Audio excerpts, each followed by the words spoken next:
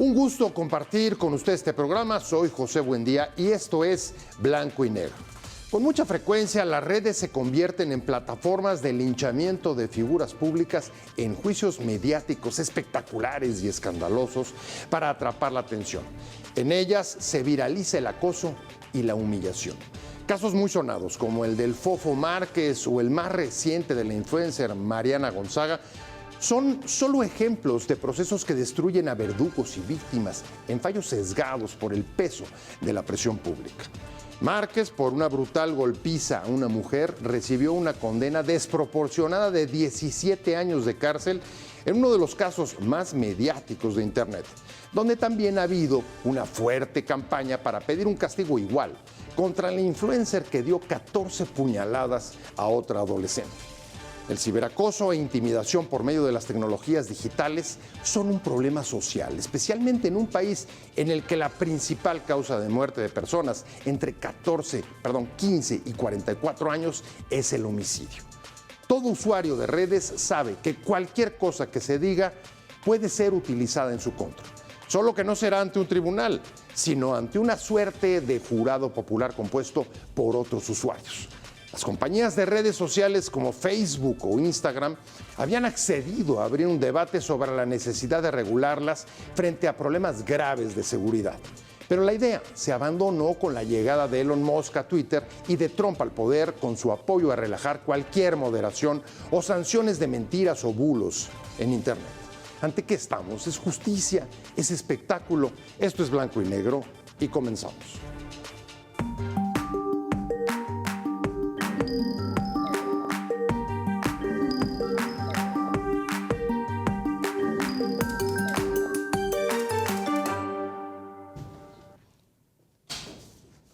Muchas gracias por estar con nosotros. Arrancamos en Blanco y Negro y sí, en efecto, cualquiera que use las redes sabe que todo lo que diga puede ser usado en su contra, pero en efecto no frente a un tribunal, aunque ahí puede llegar también, sino a una especie de jurado popular donde los propios usuarios expresan sus sanciones, sus condenas y finalmente acaban por viralizar el desdén y el odio en muchos de estos casos. Arrancamos con una mesa que va a ser muy interesante. Quédese con nosotros, de expertos, abogados y además comunicólogos y youtubers que nos van a ayudar a esclarecer qué es lo que está pasando cuando casi a diario estamos conociendo historias como estas, de violencia, de circulación de mensajes de odio, de incitaciones, de apologías, que acaban convirtiendo y teniendo consecuencias en la vida real. Meme, ¿cómo estás? Muy bien, muchísimas gracias. Un gusto que estés con nosotros hoy. Hombre, el gusto es mío. Meme, ¿qué es esto? ¿Es justicia o es un espectáculo? ¿De qué estamos hablando? Es un juicio público que termina siendo espectáculo disfrazado de justicia. Son varias cosas. Y lo quiero poner de esta manera porque hay una desproporcionalidad en cuanto a las sentencias, hay una desproporcionalidad en la justicia, hay una desproporcionalidad total. Y no solamente en el tema de justicia, lo podemos ver también cuando nos toca que haya movilizaciones o que haya a través de las redes sociales una famosa tendencia, un famoso hashtag, que hacen posicionamientos y entonces los políticos ya empiezan a resolver o empiezan a atender causas. Pero ¿qué pasa con los casos que nos hacen virales? ¿Qué pasa con los casos que no terminan siendo hashtags? Lamentablemente eso es lo que pone sobre la mesa una desproporcionalidad, porque la justicia, sí, la justicia debería de ser pareja y las penas deberían de estar dependiendo el delito y dependiendo lo que hizo la persona, no el tamaño de eco que generó a través de las redes sociales. Porque ahí se mezclan varios factores, una indignación real, legítima, pero también se suben una cantidad de personas que quieren generar tendencias o que quieren generar visualizaciones que a veces lejos de hacer de sumarse o de hacer un trabajo positivo a favor de una causa, terminan hasta lucrando con ello y entorpeciéndolo. Y acaban convirtiéndose en verdugos. Pedro, hola. ¿Cómo estás? Gracias por estar con nosotros. Y la verdad, pues que sí, es un asunto que todos, para nadie es un secreto la desproporción que estamos viviendo en muchas dimensiones, como mencionaba Meme. Ahí tienes el caso de Fofo Márquez, 17 años de cárcel. Bueno, un placer estar en este programa con mis compañeras queridas y contigo por tu hospitalidad, Bueno, lo primero que hay que decir es que no confundamos justicia con derecho. Me parece que hay confusión en relación a eso. La aplicación de la ley no es justicia. La justicia es algo más profundo. Si recordamos al arcipreste de Ita apenas en el siglo XIII, nos decía que la justicia es darle a cada quien lo que necesita. Y si hoy lo vemos, se está aplicando en las redes sociales darle a cada quien lo que el público decide, no lo que las normas escritas lo dictan. En el caso del Fofo, que ya lo tocas, yo me pregunto, ¿qué hubiera pasado si este caso no se transmite en las redes? ¿Hubiera habido esta sentencia del juez? Dudo que lo haya sido. Y creo que lo que ha pasado es que el gran tribunal de las redes sociales se ha convertido en el instrumento para que la justicia penal se refleje en ella, para a partir de ello emitir sentencias. Y esto nos lleva a un callejón sin salida, porque ¿a qué le vamos a hacer caso? ¿A lo que dice la norma penal o a lo que dice el tribunal de las redes sociales? Y este dilema cada día crece más. Es decir, por ejemplo, en los casos de violencia contra mujeres, que me parece que es frecuente, lo que ha sucedido es que en el caso de la violencia contra mujeres, que es totalmente repudiable, se suben posturas que, lejos de ayudar a la víctima, expanden el fenómeno. Cito un caso que todos vimos de una mujer que se sube a un taxi, que empieza a insultar al taxista, al conductor. Y de ahí se extrapola y dice algún machista patriarcal, dice, así son las mujeres. Y entonces estamos en este arcoíris de posiciones que, lejos de explicar el fenómeno, como yo lo trato de explicar desde una óptica multifactorial, se explica desde la óptica meramente punitiva. Y me parece que es un error. Y esto no nos va a conducir muy lejos. Yo creo que lo que sigue y lo que está siguiendo es que el tema que a mí me preocupa, que el tema de violencia contra las mujeres se trivialice y se convierta simplemente en una mercancía para aquellos que tengan más propaganda. Más seguidores. Y entonces, más seguidores, más votes. Sí, y entonces decimos, oye, espérame. Un tema tan serio que para los criminólogos como yo preocupa tanto como es el de la violencia contra las mujeres, en lugar de tratarlo en sus estructuras y en su profundidad, se está convirtiendo simplemente en una mercancía vendible.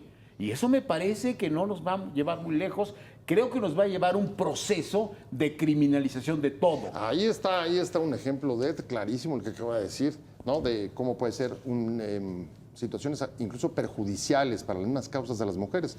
Tenemos, por ejemplo, el caso de la influencer Mariana, que dio 17 puñaladas, lesiones calificadas, como dicen los abogados, graves. Es menor de edad, es adolescente. Y lo que está pidiendo las propias redes es, pues aplíquenle, sin atender ni siquiera si es adolescente o cualquier consideración legal, no de justicia, está pidiendo, pues aplíquenle la misma pena que al Fofo, un castigo ejemplar, sancionador, no sé cuánto sea eso, ni cuánto les gustaría o pedirían que se pusiera, pero la lógica es exactamente la misma. Claro. Primero que nada, muchísimas gracias por esta invitación a este programa, a compartir espacio con grandes expositores de estos temas. Me parece que este caso y muchísimos más mediáticos sufren del efecto corruptor. Hace muchísimos años tuvimos un asunto que la Suprema Corte de Justicia de la Nación conoció, que es el relativo a Florence Cassés. Ajá. Sí. Florence Cassés, su resolución fijó criterios para el efecto corruptor, que implicaba que la sociedad conociera a través de un medio de comunicación la información relacionada con una investigación penal. En el caso, los asuntos mediáticos ahora no solamente se lleva a cabo a través de medios de comunicación, sino también a través de la facilidad que nos dan las redes sociales, de la cual todos tienen acceso, incluso adolescentes, niños y niñas que no tendrían por qué estar teniendo ese acceso, pero lo están teniendo, ¿no? Bajo una supervisión parental o no, pero están teniendo ese acceso.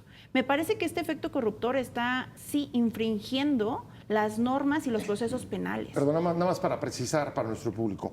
Dame un ejemplo de cómo funciona el efecto corruptor. Con gusto. El efecto corruptor se da por 3 cuestiones. Ajá. Una de ellas es cuando la autoridad ministerial o policial recaba material probatorio, pero de forma ilícita, es decir, violando derechos humanos. ¿Okay? Posteriormente, este mismo material impacta en resoluciones judiciales, es decir, cobran cierto peso por esta cuestión corrupta de donde se obtienen. Y finalmente, cuando se lleva a cabo esta aplicación por parte de las autoridades judiciales de este material probatorio que ya viene corrupto, se logra afectar el derecho de defensa en todos sus sentidos. ¿Qué quiere decir esto? Que se deja en un estado de indefensión a las personas que están siendo procesadas. Cuando ocurre esto a través de las redes sociales, cuestionaría yo, ¿de verdad las autoridades judiciales, los jueces que conocen de estos casos, son ajenos a las redes sociales? ¿De verdad no ven estos videos, estas imágenes, estos comentarios, esta sed de justicia social, esto que mencionan en comentarios en las publicaciones cada persona con esta ideología punitiva, esta sed de querer prisión forzosa? ¿No lo ven los juzgadores y por ende no se corrompen? Pero fíjate qué interesante, antes de llegar incluso a la parte de los jueces, antes de llegar al proceso, Meme, estos efectos generalmente ya están presentes en las redes. Ya tienes documentos filtrados, quién sabe cómo llegaron. Ahí está el caso del taxista que mencionaban de la mujer. ¿Quién mandó el video? Él mismo dice, yo no tengo ni idea, no sé ni cómo llegó. Derecho a la defensa, pues ya que defensa. Te exhiben y simplemente estás sujeto a un linchamiento. Hay varios factores, uno de ellos es también la percepción. Hay una percepción acumulada de injusticia, que tampoco es que vivamos en el estado de justicia más grande del universo, por supuesto que no la hay.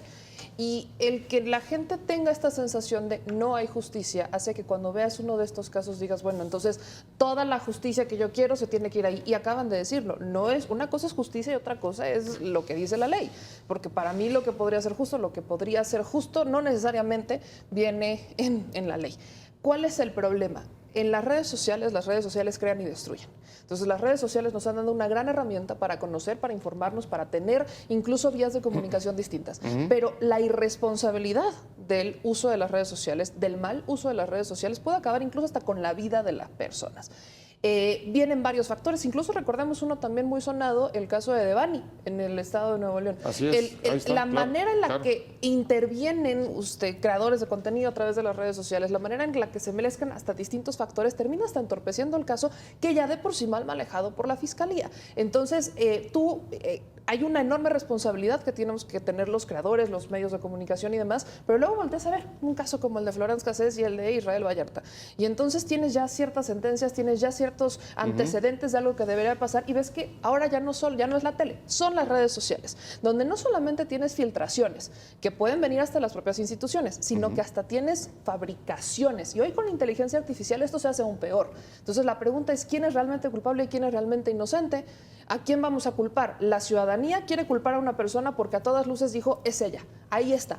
Pero ¿y las pruebas? Y lo que tienen que hacer las autoridades, y el Estado de Derecho, y la defensa, todo eso queda a un lado, porque también hay un factor estatal. Ese caso, Pedro, fue paradigmático, el montaje que armó Loret de Mola con Florence Cassés y Israel Vallarta para presentarlo, todavía agarrado y mientras parecía torturado por los policías. Pero ahí el tema es, ¿y dónde está el culpable? Claro, ahí hubo algún tipo de y las juicio, sentencias demanda, que le han dado ya, proceso, ¿qué? Y la sentencia que le ha dado a Vallarta es impresionante, ¿no? Le da una sentencia monstruosa. Pero yo creo que el componente de lo que estamos hablando tiene que ver con esa sed punitiva que hay en nuestro entorno, nuestra asignatura. Hay una sed punitiva.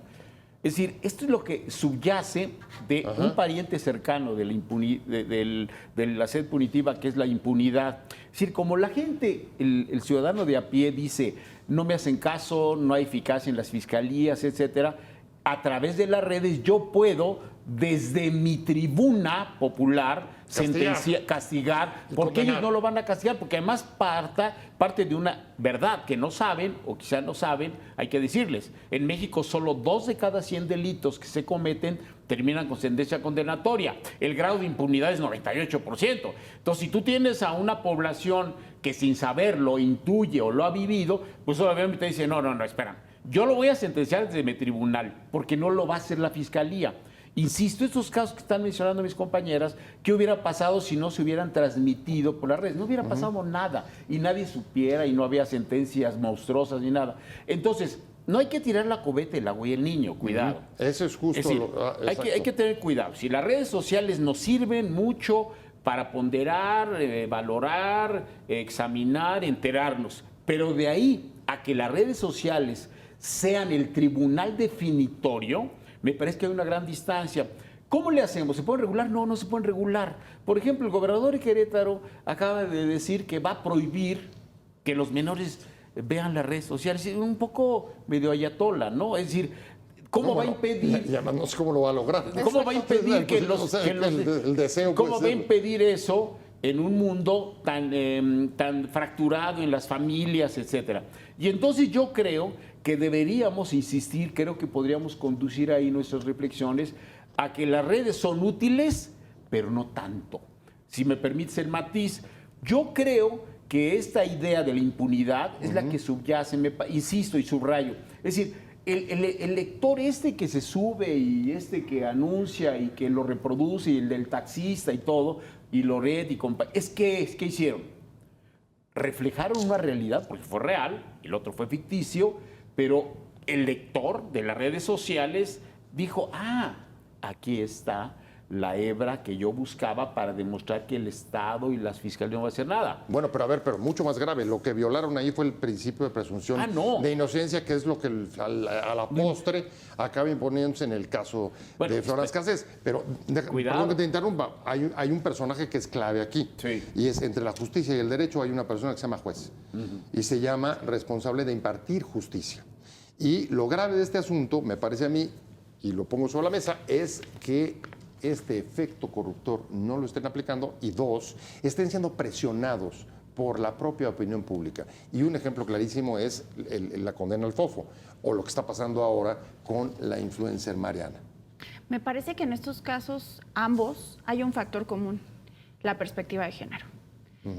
Marian es mujer y en el caso de Fofo, su víctima también lo fue. Y hay una tergiversación muy grande de lo que se debe entender por la perspectiva de género. En el caso del Fofo Márquez, al señalarse que fue un delito de feminicidio en grado de tentativa, se tiene la obligación por parte del Ministerio Público de acreditar una razón de género. No solamente si el grado de ejecución es consumado o tentado, sino también que existe una razón de género para poder llevar a cabo la acción que cometió en este caso Fofo. La pregunta es, ¿con el video podemos desprender la razón de género? Existen varias razones de género. En el Estado de México existe un numeral que establece estas razones de género. Al revisarlas, pues las únicas que, entre comillas, y lo digo de esta forma, podrían estar aplicándose, es que el cuerpo de la víctima sea exhibido en un lugar público, que se haya llevado a cabo esa violencia de género en un lugar público. O las atrocidades de Ciudad Juárez. Así es. Las muertas de Juárez. Así es. Y la segunda opción que podría yo visualizar es que esta conducta tiene tintes de violencia de género. Esa sería una razón de género diferente a la anterior. Pero en el video esto no se logra ver. Se logra ver que es una vía donde está transitando vehículos, personas y demás. Pero el cuerpo como tal, la víctima se encontraba en la vía pública. No fue que se pusiera y ahí se exhibiera. No. La víctima se encontraba ahí. Hay un tema de derecho aquí de interpretación en relación a la razón de género, si es aplicable o no. Ahora aquí también quiero rescatar algo. Suponiendo que no fue feminicidio en grado de tentativa, se tendría que llevar a cabo una reclasificación del delito propiamente del hecho para poder señalar si era un homicidio en grado de tentativa o lesiones calificadas que pusieran en peligro probablemente la vida.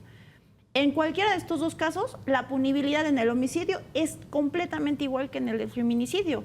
En temas de prisión no hay una variación, pero en el delito de lesiones sí las hay. Sí hay una variación.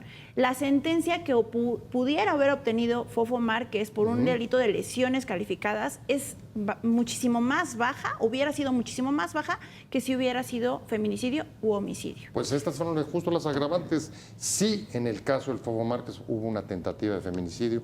En el caso de la influencer, sí puede llegar a hablarse de intento de feminicidio de una mujer hacia otra. Y a mí me gusta relacionarlo, me tengo que ir a una pausa, ahorita regresamos, pero quiero relacionar con un hecho que también es incontrovertible y es el tema del homicidio en adolescentes y adultos tempranos. Estamos en números bárbaros. ¿Hay alguna conexión entre esto y el que la principal causa de muerte de adolescentes sea justamente el homicidio, como decíamos al principio del programa? Estamos de regreso aquí en Blanco y Negro. Muchas gracias por seguir con nosotros. Vea, ahí está el comparativo de México con otros países en cuanto a causas de muerte de niños y adolescentes. Y como podrá ver, estamos solamente abajo de Gaza y de Siria en el año 2024.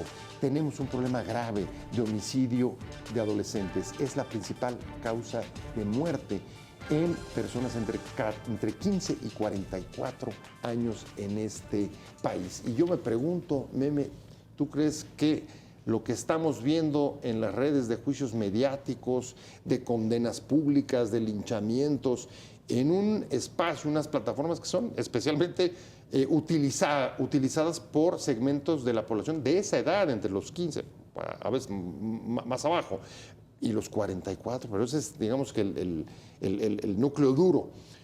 ¿Hay alguna relación con los mensajes de odio, incitaciones a la violencia, para tener números como los que acabamos de ver en la pantalla? ¿Tú crees que hay alguna relación o no? Hay una relación, pero hay una relación todavía más profunda, hay una descomposición social.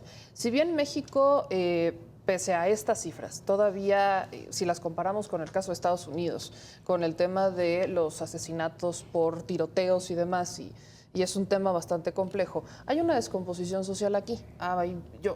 Son temas de los que les podemos abordar mucho, pero creo que a nadie nos hará extraño que vemos a los padres que por la inercia, por el trabajo, por todo lo que tienen que hacer, pues agarran una tableta, agarran un videojuego, agarran un celular y se lo dan al hijo desde que es chiquito. Pese a que, por ejemplo, podría no tener la edad para utilizar las redes sociales, las está utilizando. Entonces, ¿quiénes educan a los niños? ¿Quiénes están educando a las nuevas generaciones? Terminan siendo las redes sociales, terminan siendo las nuevas tecnologías, en vez de ser los padres. No lo generalizo, pero ahí hay un problema. ¿Con quiénes crecen? ¿Con quiénes hablan los niños? Cuando tienen un problema, ¿a quién acuden? Hoy, por ejemplo, otro caso, si nos podemos ir sumando, este es cyberbullying, ¿no? De esta niña que la aventaron, la avientan, porque a ella le gusta una banda de música y entonces sus compañeritos decidieron que esa era una gran razón para empujarla. ¿En cabeza de quién cabe que harías eso?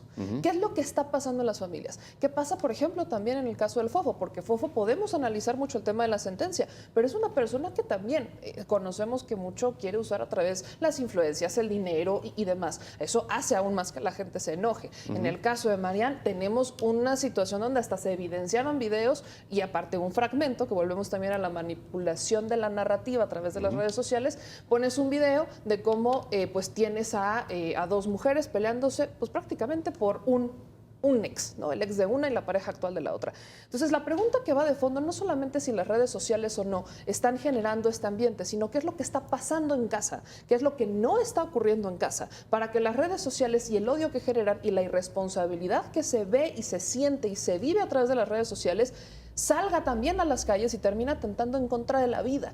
Bueno, y en apoyo a lo que estás diciendo, incluso Mariana al final graba a la afectada, a la que le acaba de meter 14 puñaladas, la graba y no sé si habrá salido ese video finalmente. Yo no lo alcancé a ver, pero por ejemplo, muchos de estos videos terminan circulando en las redes sociales, a veces sin tener ni siquiera, depende de la plataforma, la autorización, ni mucho menos. Y eso contribuye al juicio, porque es una narrativa mediática la que estás generando. ¿Con qué? Con materiales que no tienen ni siquiera un hilo consecutivo. Casi parecen pruebas. Pedro, ¿tú cómo lo ves? A ver, ¿cuál es tu lectura? Si hay relación con el homicidio adolescente, ¿cómo lo ves tú? Hay un fenómeno que yo le llamo violencia expansiva. Si la violencia expansiva es el origen estructural, las redes sociales son el efecto y no la causa. Es decir, esta violencia expansiva que yo le llamo se refleja en esto que tú ya mencionabas de los jóvenes. Hace exactamente 10 años, la primera causa de muerte en los jóvenes de 12 a 24 años era el suicidio y los accidentes automovilísticos. Ahora son los homicidios. La pregunta que tenemos que hacernos para ser serios es: ¿qué está pasando? Hay un proceso de descomposición, por supuesto, pero hay un proceso de violencia para todo. Es decir, si vemos un país donde hay 50,000 desaparecidos, ¿no? sin que haya golpe de Estado. 50,000 y andas bajo, ¿eh? No, 50,000 en un corte. En términos generales son 170,000, sin golpe de Estado. En Argentina hubo 35,000 y en Chile 80,000. No hubo golpe de Estado aquí. Y niños y adolescentes muertos solo por abajo de Siria y Gaza. Exacto. Países en guerras abiertas. Entonces tenemos que observar el fenómeno desde esta violencia expansiva que está en las casas, en las escuelas, en las comunidades, etcétera. Nos entendemos con violencia y si nuestro lenguaje es la violencia, pues debemos trasladarla al mundo cotidiano de mi relación con las parejas, con los niños, con los jóvenes, etcétera. Y esto hace que se vea, comillas, casi natural, que haya 10 feminicidios diarios y nadie diga más que lo lamentamos. Hay que hacer política pública transversal que logre evitar esto que está estallando en nuestras narices y que no está haciendo nada. Perdón, alguien me puede decir, sí, muchas cosas. Yo les digo que se está haciendo simplemente celofán. No se está yendo al problema. El otro problema es la desigualdad social. Y ahí permíteme hacer conceptual. No es lo mismo desigualdad que pobreza, ¿eh? México está, junto con Chile, Argentina y Brasil, en los países más desiguales del planeta. La pobreza está en la África subsahariana. Entonces tenemos un país donde hay un puñado de ricos, que es el 1% que se lleva toda la riqueza, y tenemos una masa enorme de gente que está viendo que esa riqueza nunca va a llegar a ellos y que se rompe el alma trabajando. Entonces, a ver, este rencor social hay que anotarlo en nuestras asignaturas pendientes. Este rencor social tiene que ver con muchas cosas. Por eso yo decía al principio, veamos una visión multifactorial. Si nos centramos solo en las redes sociales sin ver el subsuelo de lo que está pasando en esas redes sociales, que son interminables, no vamos a atinarle. En síntesis, me parece que las redes sociales son este efecto de esta violencia expansiva que tenemos que atacar con medidas de política pública estructural. Lo que yo conozco ahora de los gobiernos son medidas, son pequeñas, yo les llamo aspirinas para cáncer. No resuelven el problema estructural. A ver, retomo lo que acaba de decir Pedro, me parece muy interesante. Hay muchos factores que puso sobre la mesa, pero desde tu punto de vista, ¿las redes son causa o efecto? ¿O ambas? Yo diría que ambas. Promueven violencia. Las redes sociales promueven violencia. Hay un conducto para ello. Yo podría externar. Es muy fácil publicar un dichoso meme. Generalmente en los memes que tienen sátira, muy hirientes, totalmente, van dirigidos a alguien en concreto. Ese tipo de violencia es muy invisible, pero muy perceptible para quien ingresamos a las redes sociales. Me parece que promueve la violencia porque no hay un control para ver qué se publica a través de un meme. Tal vez hay control para las palabras, pero en las imágenes hay muy poco control y más cuando son de caricatura o algo muy sencillo. Con independencia de esto, es un canal de comunicación para quien lo usa. Cada comentario en cada publicación sí puede llevar a cabo una apología del delito. E impacta para el tema de los homicidios en adolescentes y en adultos, por supuesto. Los adolescentes y los adultos siempre, históricamente, han formado parte de grupos en situación de vulnerabilidad. Por supuesto que ellos, al estar en esos grupos y al sumarse este factor de las redes sociales, puede impactar en estos homicidios, porque al final del día es una privación de la vida y generalmente se comete por medios violentos. Un tema muy importante que el maestro Peñalosa no me va a dejar mentir, son los factores exógenos que implican a la sociedad.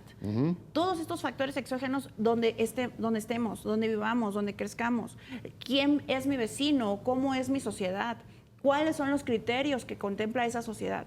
Y aparte los factores endógenos que están más en el interior, en la individualidad de la persona, que tienen que ver con la crianza, que tienen que ver con la familia, con las actividades lícitas o ilícitas de la propia familia. Tiene que ver con diversos factores, entre ellos hasta los biológicos, los psicológicos.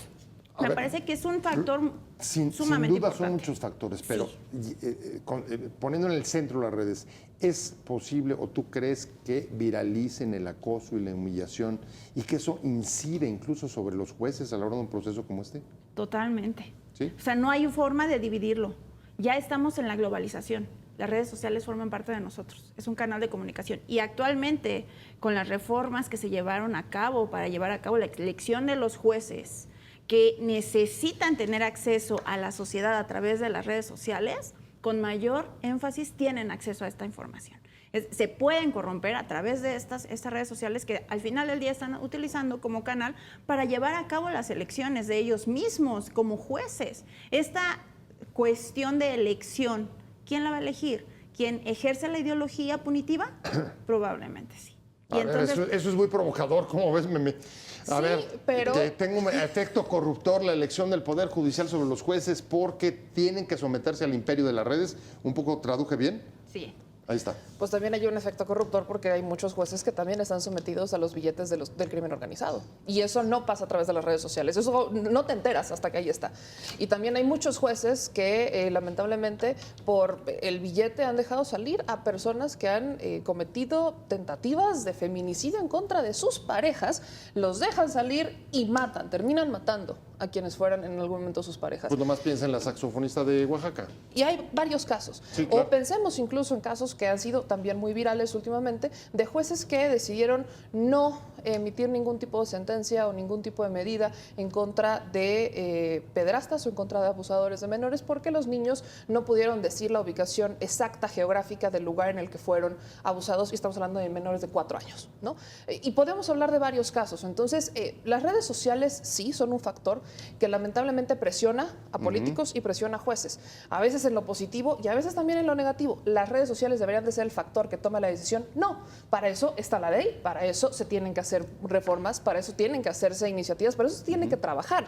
En las redes sociales tienes una herramienta para conocer casos, claro, para emitir denuncias, por supuesto, pero tampoco puedes utilizar las redes sociales como un factor de verdad o culpabilidad. Eso no podría pasar, pero el que la elección judicial a través de las redes sociales vaya a tener un factor corruptor, lamentablemente, quiero decir que no, pero por supuesto que va a pasar. Porque lamentablemente hay muchos candidatos y candidatas que están viendo las redes sociales como un factor, creyendo que entre el que baile mejor, el que baile mejor y el va que a ser está lo más cerca, determinante exacto, para llegar creen a que sus es eso. cargos. Y lamentable, a ver, no digo que no haya gente que crea eso, pero yo me he topado con mucha gente que lo que quiere saber es que esa persona es capaz de tomar decisiones, que esa persona sí es imparcial, que esa persona sí tiene que es conocimiento. competente, que Por tiene supuesto. trayectoria, que tiene Ahora sí expertise. que hay de todo, generalizarlo creo que no. Ahora es interesante, perdón, Pedro. No te es, interrumpo, adelante. No, es Vienes, que vienes. ya nos metimos a otro otras tema. Honduras. No, que está muy Sí. bien, me gusta a mí porque yo tengo Ajá. esta visión multidisciplinaria. El tema del Poder Judicial, tengamos mucho cuidado. ¿Alguien cree, no diré quién, que votar a favor de un juez lo hace honesto u honrado? Hasta incluso usan tómbolas, ¿no? Para eso. La pregunta es, ¿un juez puede ser justo, ecuánime y centrado por tener doctorado o puede ser por haber salido en la tómbola y porque ganó muchos votos? Yo creo que es una decisión bizantina. El problema de fondo es que la justicia tiene un lubricante que se llama corrupción. Y ese lubricante llamado corrupción solo opera cuando no hay ninguna relación entre la justicia y el derecho, que es lo que sigue confundiéndose. Entonces yo creo que en el caso del componente redes, ministerios públicos y jueces, esta red, esta trilogía, necesita un cambio estructural. Yo no simpatizo con el otro, en esta visión de que la tómbola es más democrática que los sufragios. No creo que sea eso. No sé qué va a pasar. Pero déjame centrar un poco en el tema nuestro Sí. a partir de lo que estás diciendo. Tú has puesto más bien el énfasis en que donde hay que hacer cosas es en política pública. Sí, claro. Política pública puede ser el Poder Judicial, Sí, política sí. pública puede ser Eso. educativa, puede ser en las escuelas. A las redes no las tocas.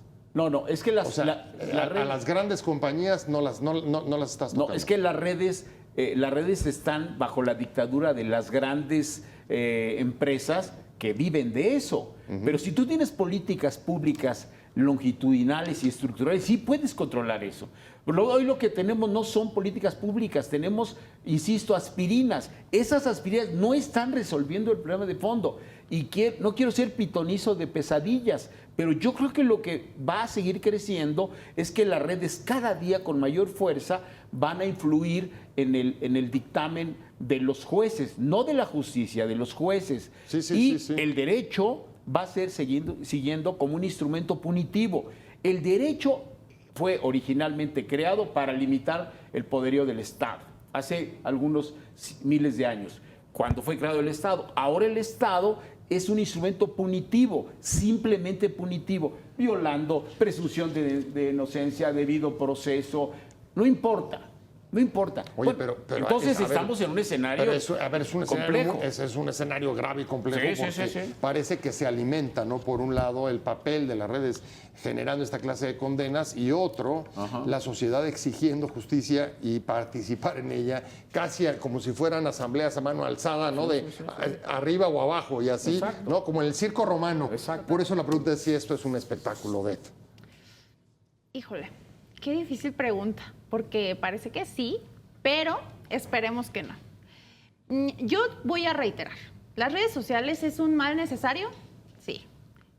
Lo necesitamos, es nuestro canal de comunicación, es donde mejor nos podemos acercar uno al otro. Hay gente que ni siquiera se conoce en persona, pero se llevan muy bien a través de redes sociales, pues. Pero me parece que también los jueces forman parte de la sociedad y no pueden estar limitados a tener ese acceso a estas redes sociales, ¿no? Por el contrario, ¿qué se tendría que hacer? Fortalecer que en las redes sociales no existan condiciones que permitan sugestionar para incriminar a una persona y que eso lo utilice un juzgador. O sea, no podemos permitir eso.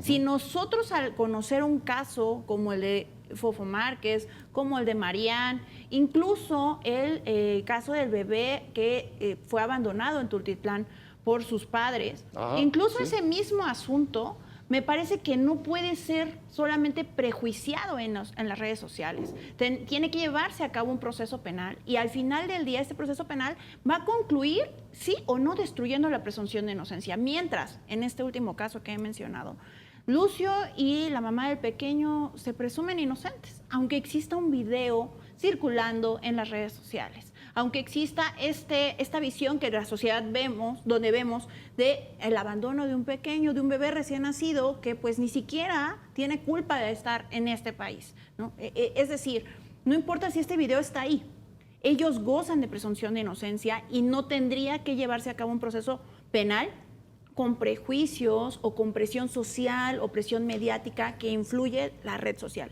El juzgador tiene que agarrarse muy bien, juzgador o juzgadora, agarrarse muy bien y decir, sí, ya sé que está ese video ahí, pero si la carga probatoria del Ministerio Público no es suficiente, no puedo condenar.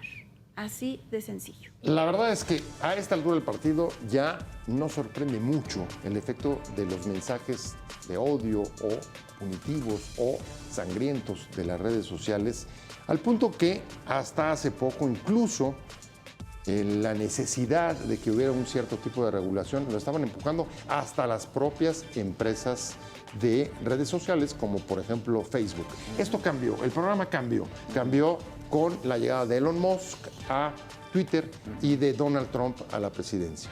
Regreso con ese tema, porque creo que ese es clave también para saber lo que nos puede aguardar el futuro, no sé si tan negro como el que dibujó Pedro.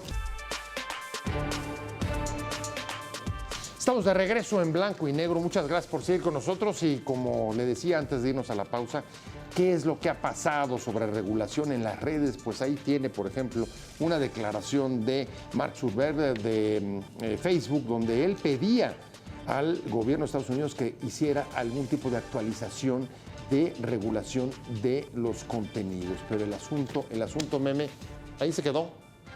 ¿Y ya no porque pasará? lo presionaron a Zuckerberg en ese momento en el gobierno de Biden y después se perdió esa idea. ¿Es posible hacer algo de eso? Las redes sociales son una herramienta de poder. Eso es lo que son. Lamentablemente, el poder no siempre es bueno. En el caso de las redes sociales como Facebook o X, hay un fenómeno que a mí personalmente me preocupa. Y no es la primera vez que lo vemos, pero lo veremos aún más, con más fuerza. Las redes sociales han sido utilizadas para meter ideas a favor de un u otro candidato. Nos acordemos del caso Cambridge Analytica, que viene todavía de antes, y en este caso el que Elon Musk haya comprado, por ejemplo, la plataforma social X en una compra que todo mundo vio de un empresario sensato jamás haría esa compra. Bueno, es que Elon Musk no es un empresario sensato. Elon Musk le estaba apostando a una herramienta de poder de control para favorecer a quién, a un hoy presidente de Estados Unidos, que es Donald Trump.